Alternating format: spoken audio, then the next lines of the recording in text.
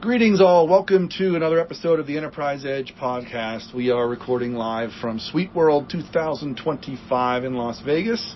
We are having a wonderful time here. We are talking to partners and clients and users, practitioners in the NetSuite ecosystem. And today, this afternoon, we are joined by Brian Hogeland, CFO at Packer Fastener. And he's going to be sharing with us his perspectives on the journey with NetSuite, also where their implementation and leverage of NetSuite will go in the future based on all the exciting announcements that have come out this week with NetSuite Next and so forth. So, Brian, welcome, and thanks for being with us. Thanks for having me. Excited to talk. All right.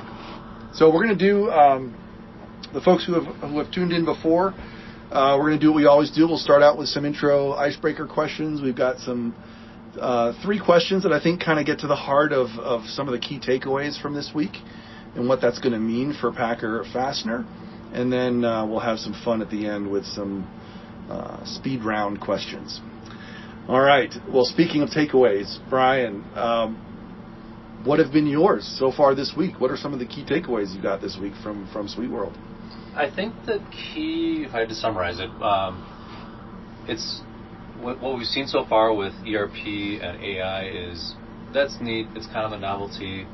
What it feels like we've heard in the last few days here is, okay, we're getting real now. Mm-hmm. We're going to actually give you tools to really embrace the whole agentic AI piece. Mm-hmm. That's the overarching theme, and I'm excited to kind of get into the tools as soon as they're released. We're pining to be on some of the early adopter, test it, and see how it works kind of phase. Got it. Within 12 months. That's what I heard. That's the company line. I had Craig Sullivan in here just a few hours ago, so I was trying to press him on that as well. But excellent. Okay, little bit of introspection here. If your life had a personal dashboard like NetSuite, what's the one metric you'd track that has nothing to do with work or money? It would be, the metric would be 2, and it would be the how many lives have you impacted? Would that be my kids? A very strong relationship with my kids, and when work was always kind of at a boiling point, that was always the spot to go back to. They're both grown. I have a senior in college, and my daughter just graduated. Great. At that great point now where it's kind of watching from a distance. That's great. That's great. Well, I have 3 teenagers, so I'm a little behind. Okay. And as always, when I leave the house, the place crumbles. So, anyway, no, that's great. I love that. Now let's go back even further. What was your first job, and what's one skill from it that you still use as a CFO? First job. Well, my parents owned a resort in northern Wisconsin on a lake. Oh, okay. It had a bar and a restaurant and cabins for rent and boats and docks, and I think what I probably took from that was an entrepreneurial spirit, mm-hmm. but also sometimes you got to grind it out and work hard, and you're kind of in charge of your own future. And that's very awesome. Much what we do today in our company. What town was that in northern Wisconsin? Tomahawk, Wisconsin. Look it on the map. It's okay. Is it way up there? Is it way up north? Yeah, it's pretty far up north. I think I've only been up as far as like Racine or something, which is probably much further. Much further. Yeah. Lots of lakes up there. Yeah, that's awesome. Good stuff. All right. Well, Brian, let's talk a little bit about the business at hand. And NetSuite has unveiled something called autonomous close, right? And I asked Craig, by the way, Craig Sullivan, if he could pick one of the new features that he could immediately roll out to every customer. He started to say autonomous close, and then he said, no, maybe it's Business 360. But he said, okay, both. He picked 2. So autonomous close was one of the ones mm-hmm. that he feels most proud of, and he thinks is most applicable. And so I wanted to ask you, number one, your thoughts on it generally, and sort of in the context of your current state at Packer Fastener with regards to financial close, in terms of efficiency and how long it takes, and where you see does this seem like a round peg for a round hole? tell me a little bit about what your thoughts are there. Yeah, so my perspective on close, I worked for many years for a transportation company in Green Bay. They were eventually became a publicly traded company, and so the regimen around close was very solid. It was, this is when we, not just the day, but it's going to be, this has to be done by noon, this has to be done by 2 o'clock in the afternoon. So it was all segmented out very, and to move to a company, I've been with Fastener for about 4 years. It was a very, we closed the books eventually. It was a very manual process. It was a lot of paper, and we moved that close process from kind of a loose to, okay, we're going to strive to close within five work days. Moving on to NetSuite really helped amplify that because now everything was all in one system, right? So it's much easier to just kind of go through the motions and get the books closed. But we still have some things that are hanging out there. 5 days is still, we've started to creep up a little bit where we're closing in maybe 4 or maybe even 3 days if we've got things together. I like the idea of the autonomous close because ideally you would close your books every day. If you're a mutual fund, you close your books every day. That's what you do, right? So certain organizations, it's not outside the realm of possibility that if you've got consistent processes, you've got the data flowing, you really could close your books or at least get a view of where your financials are on the 13th of the month as well as you can at the end of the month. Wow, that's great. It is I don't know what nirvana is with regards to, is it daily close, but I mean I think some of the tried and true cadence in financial management is sort of being challenged and disrupted, right, with things like autonomous workflow automation and things like that. But what would be the goal? What would you guys want to, like, if you had what you believe to be the capabilities of autonomous close, would it open up, we could do a close in a day or less? There's a really strong member of my team who in a previous life always had the books closed by the halfway through the second day, so 1.5 days close, right? And that was just how they operated it, and he just operated to that cadence. The value that we would extract from that is if I can have really great sense of where the month is going to end, or if I knew, gosh, I had this large expense that maybe unexpected expense that hit, maybe large vehicle expense or something like that. I have the ability to pivot and influence what happens through the rest of the month. So trying to get the data as quick as possible into the P&L owner's hands allows them to potentially make decisions, or hey, maybe that's something we can live with, that older vehicle for another couple more months while we sort of absorb this hit we took this month. And then it allows you to eventually be a more profitable company. It gives you more sort of optionality, right, in real time. Correct. I like that.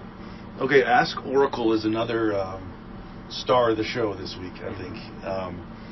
And sort of that whole natural language interface is becoming semi-standard as you hear a lot of enterprise apps making new releases. That sort of AI assisted or conversational AI is sort of now almost expected, right? And we're not even that far into this adventure known as the AI era, right? So similarly, interested in, a finance use case, right, could be something like, why did margins drop this month or something like that, and just sort of ask that and get sort of an instant dashboard that shows you maybe a month-over-month trend and maybe same period, prior period, previous year, and just boom, just throws it up in your dashboard. Do you envision, like, what would be the most useful questions based on your current operations? Like, what would be the most efficiency-driving question that you could ask Oracle that maybe single-handedly would drive, an efficiency gain, whether it's something around close or like that sort of a period compare, or any questions come to mind that would be useful? I think about it in two vantage points. One, we're a big user of NetSuite Analytics Warehouse, which is their BI tool that they also support. We've had for the last 3 or 4 months, we've had that conversational AI capability in that space. In fact, we just gave a presentation to the NetSuite users here yesterday about what we've been able to accomplish. So it's starting to become, we've had to think about that. How do we interact with the data and, talking to our financials that way? And which talked about the margin is interesting. Yeah. We think about it in terms of, hey, supplies is something we have as an organization. It's boxes and bags that we use to send out our product. Why was supplies much higher this month versus budget or versus last month? Yeah. And the theory would be that the tool would be able to go in and look at the transactions and say, oh, you had this very large purchase of X, and it was an anomaly, and you'll probably see a recovery of it next month. That's where, which is my second point, as a P&L owner, which we kind of flag as our department owners, give them the capability to go in and instead of maybe stopping by my office and saying, hey, what's going on with supplies this month? They can talk to the data and use the conversational interface there to just kind of say, hey, this looks like it's out of line. I'm not quite sure how to think about it. Can you tell me what's going on? I think that's a really killer use case there. And again, it really allows them, kind of back to my earlier point about making better decisions if they can understand what's happening in their financials. No, I like it. So, another, I think, pretty impressive, promising announcement is around the payment space with the partnership with Bill. I happen to be partnered with a large electronic payments company that's sort of in a similar space with Bill, so I know a little bit about the space, and I'm curious, when it comes to payments, right, think about like how you manage and transact with suppliers. Do you have any concerns about bringing autonomous workflow or semi-autonomous workflow into things like supplier transactions where payments are made automatically, semi-automatically, within thresholds and guidance and whatnot? Is that, I guess, what are your thoughts on that? Is that something that you think would have to be just sort of, tires kicked and make sure that you're not going to end up opening up a can of worms in terms of, errors going up and everything like that, just like any other sort of automation? But what's your thought on the payment space? And I don't know how much you know about Bill or anything behind that announcement, but sure. Just in general, looking at payments, especially with a sort of a product company like yours, you probably have a fair amount of diverse suppliers giving you all kinds of things and different pricing and different, some of them might be sole suppliers, some of them might be competitive suppliers, some of them might, you might pay some monthly, some quarterly, some annually. Like, could be all kinds of complexity. And what are your thoughts on introducing autonomous AI into that environment? So we've graduated, especially with the use of NetSuite, into what I'll say is more efficient ways to pay our vendors in this space. And that includes, we utilize today, and we have for several years now, utilizing some native functionality within the NetSuite software. We have a process to get vendor bills into our system. They get matched to purchase orders, make sure things match there. And once then it really just is a matter of terms. So what time is it to pay the vendor? And then it's a matter of going in and creating payment batches by just clicking through, what do the bills due today or this week, and creating an ACH file that we load to our bank. Got it. So we've gone through what I'll call an optimization of that. Got it. What I heard through this new initiative is maybe even a little bit smarter, a little bit clearer.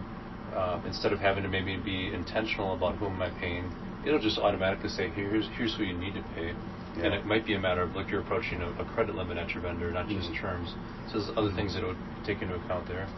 I do think it's important to consider guardrails because it's pretty easy for money to just go fast, especially in an autonomous, sort of unmonitored world. And so we have to find ways to bake in, your approvals, your internal controls to make sure that we're still not giving away the farm. But we got to pay them anyway, right? So, can we do it more efficiently and still have the right boundaries around it? Yeah, exactly. I mean, there's certain triggers, maybe certain thresholds that can be more relaxed than others, and there's certain approval flows. I mean, it's like any process, right? You're mapping, right? And some of it would be, autonomous, and there's probably a human that sits somewhere in that map. Correct. And that gets escalated, and they say yes, no, yes, okay, and then it keeps going, right? Human in the loop is a key. Human in the loop. Key term, right? Yep. Awesome. All right. Well, I've got some fun questions to end us off. Fire away. First one. What's your best Lambeau Field story? Dallas Cowboy fans will know the Des Bryant play from that was 2012, I believe. Yeah. I was there, had great 50-yard line tickets, and was there with my son, and he did not catch the ball. So a lot of fun. It's a real perk of living in a town like Green Bay. You can drive anywhere in 10 to 15 minutes. Yeah. You got some of the perks of like a large NFL franchise there, so it's great. Yeah, the Packers are unique in many ways. So, well, that's awesome. That wasn't even on my list. I just thought of it. I grew up in Boston, so I'm a Patriots fan. So that's where my heart is. Anyway, okay. Let's learn a little bit about how you construct your day as a CFO. How do you start your day? Do you have a routine? Is it coffee? Is it the paper? Does anybody read the paper anymore? I don't even know. Work out, look at the news headlines, meditate, pray. How do you start your day? Yeah. So when I get to work, and usually I'm a workout after work type of person, and that's just. Yeah. I'm not a morning person. Yeah. But when I get in, I usually the first thing I do is I'll look at spin through the emails, make sure there's no fires. Yeah. But then I'll get through and I do and I look at our cash position every day. Okay. And for me, that's just a way to kind of ground the day.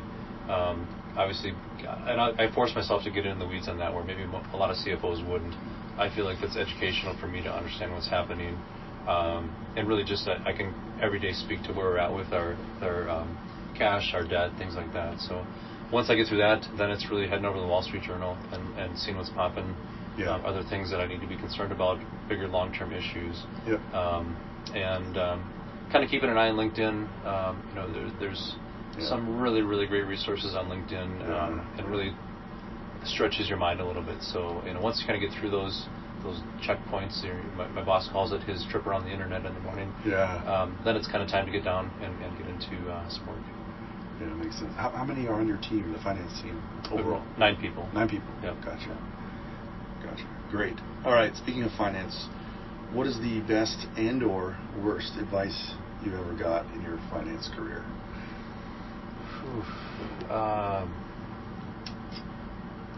Best and worst finance advice. Or either or both. I will say, and this is.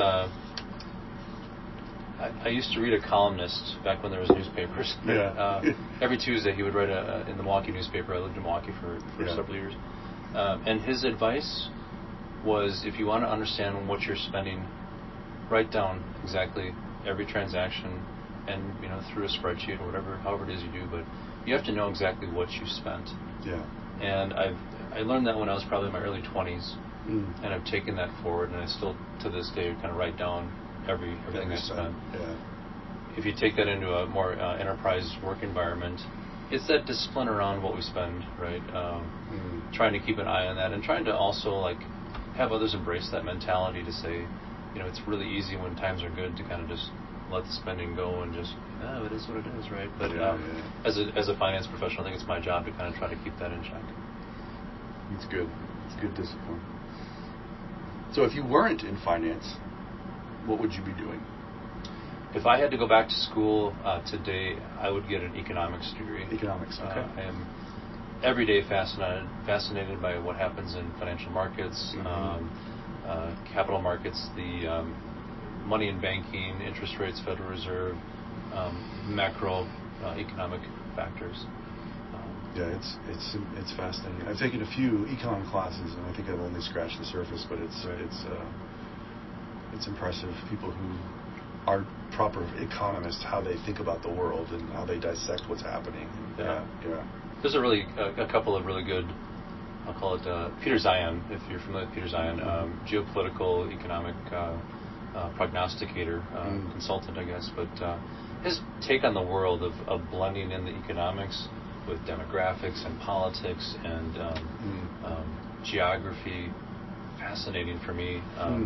But every time I see him talk about something, it's inevitable. A week or a month later, gosh, I heard that from Peter a month ago. He was way out in front of that. So it's sort of like looking at the leading edge of that. Exactly. All right, let's talk about our phones. Are there any apps on your phone that would surprise people that know you professionally? Like a guilty pleasure app, like Crumble Cookie. Yeah. Gosh. I'm a map person. I'm a visual map person. Yeah. And somewhere along the line, I found an app that tracks plat books.